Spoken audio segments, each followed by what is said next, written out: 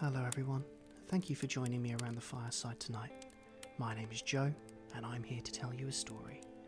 Well, actually it's not really a story, so much as a little introduction into the wonder of sleep. A short, entry-level breakdown of what sleep actually is, how it affects our bodies and our brains, and ways to improve our sleep quality and therefore quality of life. So please, get comfortable, let go of the daytime, and join me for our story. Did you know that before the 1950s, people tended to believe that sleep was a totally passive activity? They believed that during sleep, both body and brain became dormant, effectively shutting off for rest. It was in 1953 that REM sleep was discovered, and thus began the scientific study of sleep. So that's not to say, obviously, that they were ignorant of dreams.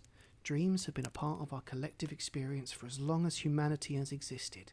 But it is only in the 1950s that we began to learn about the physiology of how different elements of a good night's sleep affect us individually. Seeing as sleep accounts for roughly 1/3 of the human lifespan, you'd have thought that more effort would have been made to understand it prior to this time. But it was only in the middle of the 20th century that science really started to analyse the effects that sleep, or the lack thereof, had on the quality of life. Dr. Mark Wu, sleep expert at Johns Hopkins University, says, "It turns out that sleep is a period during which the brain is engaged in a number of activities necessary to life, which are closely linked to quality of life." Now this might seem fairly obvious in terms of our own lived experience. You typically know that if you have a rough night's sleep, you have a particularly rough day after. You go to sleep a few hours later than normal and your brain is foggy for hours and hours upon waking. You pull an all-nighter, if you're older than, say, 25, and you seem to pay for it for weeks after. Good sleep is essential to a healthy, happy life, and the way we sleep is largely divided into stages and cycles. There are two main stages, REM sleep and non-REM sleep. REM, or REM, stands for Rapid Eye Movement, and this is the kind of sleep in which we dream more vividly, have a faster pulse, and tend to move and fidget more. The name comes from the quick shifting back and forth of the eyes that happens in this stage. Non-REM sleep is characterised by a dreamless, deeper sleep. Our eyes don't move, and it is much more difficult to wake us during these phases. Sleep has typically been divided into 4 stages, which we cycle through as the night progresses. When we first drift off, the first 3 stages we enter are non-REM sleep. Stage 1. Our eyes are closed, but it is easy to be disturbed or woken. Our imagination tends to race, and our minds meander through random threads, carrying us away. Our brains produce what are known as beta waves, small and fast emissions that can be measured on special equipment. This stage normally lasts anywhere from 5 to 10 minutes. Stage 2. We enter a light sleep.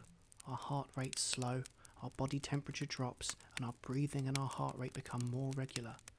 Our brains start giving off slower, larger alpha waves. We may start experiencing strange and extremely vivid sensation known as hypnagogic hallucinations, which manifest as weird attention-grabbing happenings, such as hearing your name called out, hearing your child cry, or your dog barking. During this phase, we sometimes experience what is known as a myoclonic jerk. If you've ever startled suddenly from sleep for seemingly no reason whatsoever, you may have experienced this odd phenomenon. It is typically characterized by the feeling of dropping off a step, falling backwards, or jumping off of something, resulting in an irritating and confusing jerk out of sleep. However, if we successfully lose ourselves and avoid the jerks and the hallucinations, we will start entering a deeper sleep. This is stage 3, deep sleep. It is much harder to be woken up now, and if we are disturbed, we're likely to be pretty disoriented for a few minutes. During the deep stages of sleep, our bodies repair themselves and strengthen our immune system, regrowing tissue, building bone and muscle, and generally fixing us up. Our muscles relax, our blood pressure drops, and our brains start giving off deep, slow delta waves. We become less responsive to noises and activity around us, and direct stimulus may fail to get a response out of us. It is at this stage that another weird occurrence known as sleepwalking might happen. Sleepwalking is when someone walks around or carries out complex activities whilst not fully awake, and interaction with a sleepwalker can lead to partial or confusing responses. I used to sleepwalk quite a lot as a child. My mum tells me over time that I came downstairs and started rummaging through the kitchen cupboards, opening drawers and moving cutlery. Not realising that I was sleepwalking, my mum asked, "Joe, what are you doing?" To which I apparently replied, "Looking for Monday and Tuesday." This is a good example of one of those confusing responses. Clearly, I'm involved in some form of weird dream sequence, yet my body is acting out the narrative and responding to external stimulus. Sleepwalkers have their eyes open, but do not seem to see anyone, looking through any other people, but avoiding obstacles and opening doors. Contrary to popular belief, it is not seen as dangerous to gently wake a sleepwalker. They may jolt or be surprised and disorientated for a few minutes, but typically will settle down fairly quickly. They can be led gently by the arm back to bed, and if undisturbed, will quickly fall asleep again. However, it is advised to never shout at or physically restrain a sleepwalker, as this may cause them to lash out in confusion. After deep sleep, we then typically return to stage 2, light sleep, for a while, before then dropping into REM sleep, stage 4. REM sleep, the weirdest sleep. If you thought that myoclonic jerks and sleepwalking were weird, just wait until you hear about REM sleep. REM sleep is characterised by extremely fast eye movements, increased respiration rate, and massively increased brain activity. REM sleep is known as paradoxical sleep because while the brain and other bodily systems become much more active, our muscles become much more relaxed. Dreaming occurs due to heightened brain activity, but our voluntary muscles become immobilized. The dreamer becomes, effectively, paralyzed to stop them from acting out what is going on in the theatre of their mind. During REM sleep, our brains become almost as active as they are when we are awake. The brain exercises neural connections essential to well-being and mental and physical health. It is considered the learning phase of the cycle, as this is when the brain integrates and processes information from the day and prepares to shunt it back into long-term memory. Someone who has a regular deficiency of REM sleep can have issues with memory, brain, and cognitive functions in waking life. It is during REM sleep that the other weird phenomenon of lucid dreaming takes place. Lucid dreaming is like regular dreaming, but you are aware that you are in a dream and you can somewhat control the narrative and the environment. I must say that even though I have tried multiple techniques to dream lucidly, I have never been successful. You may have tried some of these methods yourself with varying degrees of success. The 2010 smash hit movie Inception dealt with the idea of lucid dreaming and how what occurs in the dream state can affect our waking consciousness. Think back to the most vivid dream you can remember. Chances are it is either one of the weirdest or creepiest memories you have. The power of the mind to create scenarios and connections is just incredible. Dreams can uplift us, scare us, empower us, and downright confuse the bejesus out of us, and it is truly fascinating and sometimes pretty exciting to know that there is a chance when you go to sleep every night that you might get your very own personalised organic experience, unique only to you, played on the silver screen of your mind. Should you wish to improve the quality of your sleep, there are a few things you can try. Our bodies have a natural sleep-wake cycle known as the circadian rhythm. Getting in touch with and regulating this rhythm is one of the most important strategies for sleeping better. To do this, try to go to sleep at the same time every evening and wake up at the same time every morning. Setting a regular sleep pattern helps your body's internal clock and optimize your sleep cycles.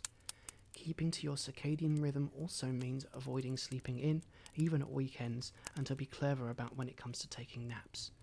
While napping is a good technique for making up for lost sleep, if you have issues falling asleep or staying asleep, napping can be devastating.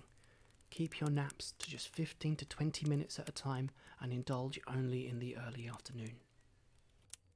The next tip is to try and control your exposure to light.